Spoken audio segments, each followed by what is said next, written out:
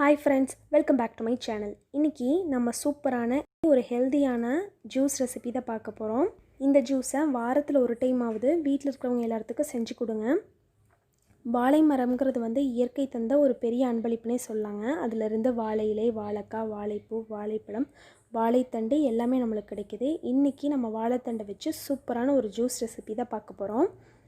இந்த juice குடிக்கிறனால கொலஸ்ட்ராலை control பண்ணுது, wait லாஸ்க்கு help பண்ணுங்க. முக்கியமாக கிட்னி ஸ்டோன் ப்ராப்ளம்ஸ் இருக்கிறவங்களுக்கும், ஸ்டொமக் அல்சர்ஸ் அதாவது வயிற்றில் புண்ணு இருக்கிறவங்களுக்கும் இதை கண்டினியூஸாக குடிச்சிட்டே வந்தாங்கன்னா நல்ல ரிலீஃப் கிடைக்கும். வாங்க அந்த ஜூஸ் எப்படி செய்கிறதுன்னு இப்போ பார்த்துடலாம். நான் இன்றைக்கி இந்த ஜூஸ் 2 பேர்த்துக்கு செய்ய போகிறேன். அதுக்கு நான் இந்த சைஸ் அளவுக்கு வாழைத்தண்டு எடுத்திருக்கேன். இதை இந்த மாதிரி மேல் பகுதியை கத்தி வச்சு சீவி எடுத்துக்கோங்க. இப்போ நான் எல்லாம் சீவி எடுத்துட்டேன். இதை கட் பண்ணி போடுறதுக்கு நம்ம அரிசி ஊற வச்சு தண்ணி இருக்குல்ல, அதை வடித்து எடுத்திருக்கேன். அதில் இதை கட் பண்ணி சேர்த்துக்கலாம். நார் எடுக்கணும் அப்படின்னு அவசியம் இல்லை, இதை நம்ம அரைச்சி தான் சேர்த்த போகிறோம். அதனால் நார் இருந்தாலும் பரவாயில்ல. இப்போ இந்த அரிசி கழிஞ்ச தண்ணியில் நம்ம இதில் சேர்த்துறனால வாழைத்தண்டோட கலர் மாறாமல் அதே நேச்சுரல் கலர்லேயே இருக்கும். இது ஒரு 5 நிமிஷம் இருக்கட்டும்.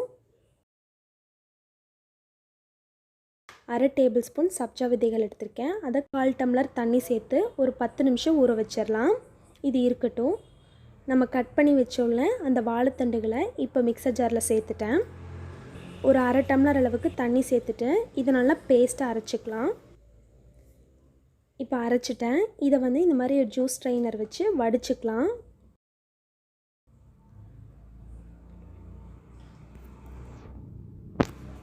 இப்போ நான் வாழைத்தண்டு ஜூஸை வடித்து எடுத்துட்டேன். அதே ஜாரில் 1 கப் தயிர் சேர்த்துக்கலாம். இதை ஒரு 4 பல்ஸ் விட்டு எடுத்துக்கலாம். இதையும் ஜூஸ் ஸ்ட்ரெயினர் வச்சு வடித்து எடுத்துடலாம்.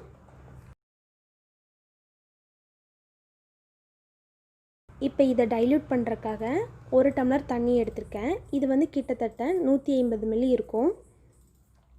இப்போது இதுக்கு தேவையான அளவுக்கு உப்பு சேர்த்துக்கலாம். ஒரு 1/4 டேபிள் ஸ்பூன் உப்பு சேர்த்துக்கோங்க.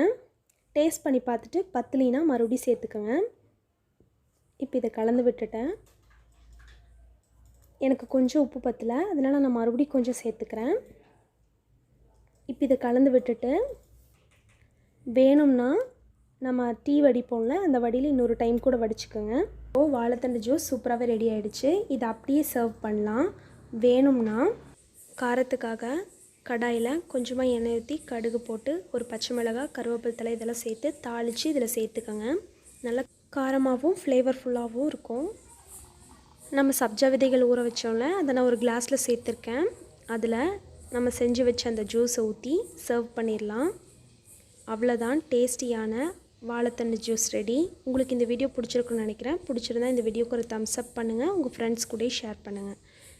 நீங்கள் எங்களோட வீடியோஸ் புதுசாக பார்க்குறீங்கன்னா மறக்காமல் சப்ஸ்கிரைப் பண்ணுங்கள். கூடவே இருக்கிற பெல் ஐக்கானை கிளிக் பண்ணுங்கள். தேங்க்யூ ஃபார் வாட்சிங். இன்னொரு நாள் இன்ட்ரெஸ்டிங்கான வீடியோவில் உங்கள் எல்லாத்தையும் மீட் பண்ணுறேன். பாய்.